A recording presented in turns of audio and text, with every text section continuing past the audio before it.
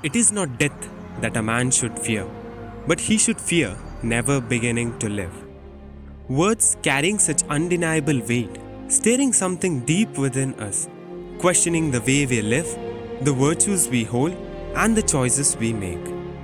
Do you ever find yourself wondering, am I truly living or just existing? These are the kind of questions the Stoics dared to ask, and their answers were found within the philosophy they believed in. Stoicism. Marcus Aurelius. We have all heard his quotes at some point of our life. You would have to be living under a rock if you haven't come across Stoicism or Marcus Aurelius, with tons of YouTube videos and reels covering these topics and their quotes. Marcus Aurelius, one of the greatest thinkers who draws his ideas from the Stoic philosophy, continues to attract people from around the world, even at the present age, due to his distinct approach to life and suffering. This philosophy, which provides a different angle for looking at things. But what is Stoicism really? What is it founded on? What does it believe in? And what ideas make it so compelling that great minds like Seneca and Epictetus also drew from its teachings? I'm Gray, and welcome to MindSpace, where you're introduced to new ways of thinking, looking at ideas, stories, and experiences a little differently. Before we dive into learning about Stoic philosophy or what Stoicism is, we'll have a look at what philosophy is.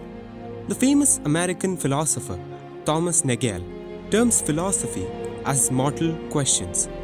The problems involved in making ethical choices, constructing a just society, responding to suffering and loss, and coming to terms with the prospect of death.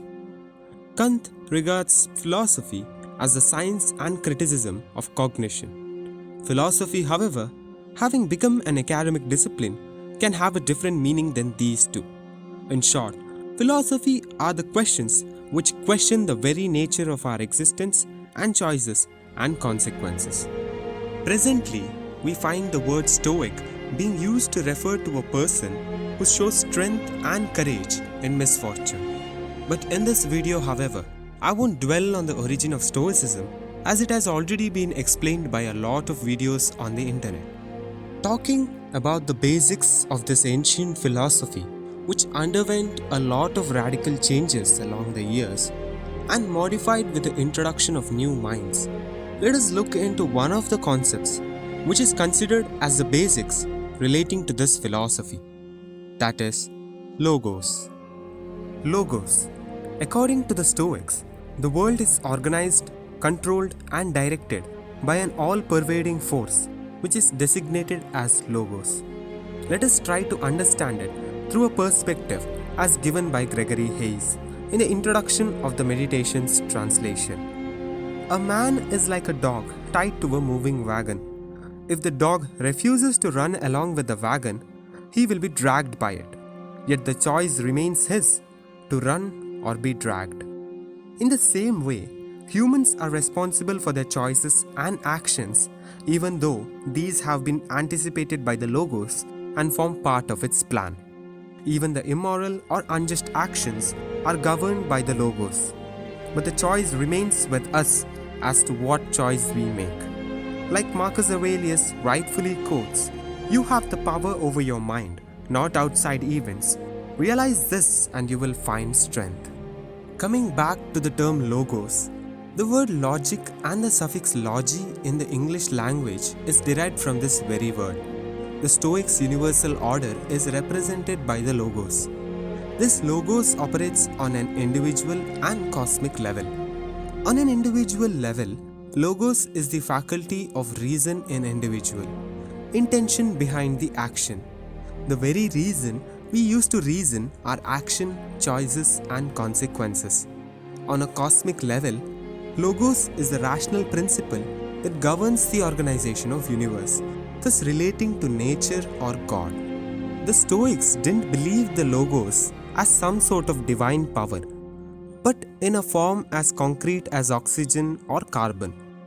In its physical embodiment, the logos exists as pneuma, a substance imagined by the earlier Stoics as pure fire.